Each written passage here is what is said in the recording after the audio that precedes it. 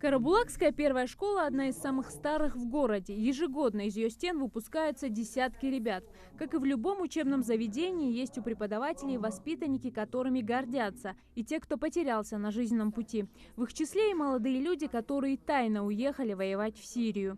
Директор школы, открывая встречу, подчеркивает, в течение всего учебного года со школьниками ведутся разъяснительные беседы на уроках. На фоне сложившейся ситуации в школах региона особо пристальное внимание уделяется учителям предмета «Основы религии». Учителя, которые работают, например, в нашей школе, да и в любой школе республики, они все, у них всех есть сертификаты. Они не просто так работают в школах, не директор их принимает. У них идет сопровождение сертификата богослова. Они стоят на учете, приходят правоохранительные органы, забирают ежегодно в сентябре месяце, как только начинается учебный процесс, кто какие предметы берут. Дипломы сопровождаются, личные дела копируются. Особенное внимание именно этим учителям.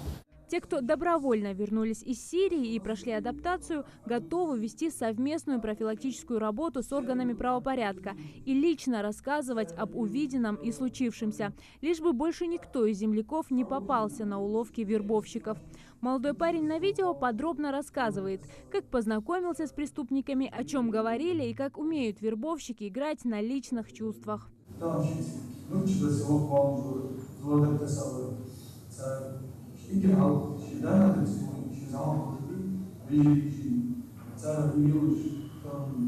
Защита. Акция под таким названием проходит по всей стране. Сотрудники правоохранительных органов путем постоянных профилактик пытаются защитить молодежь от глобальной проблемы. Инспекторы ПДН часто посещают школы, ведь именно там должны первыми заметить, если ребенок ведет себя странно.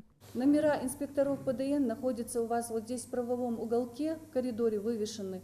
Позвоните, скажите, что кто-то вам угрожает, кто-то хочет вас настроить на что-то, кто-то с вами проводит какие-то беседы на эту тему.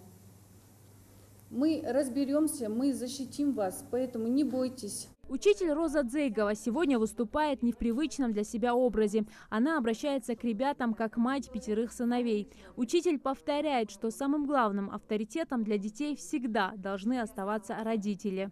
Есть много людей, которые хотят, чтобы тот или иной человек пошел за ними, но это не всегда правильный путь.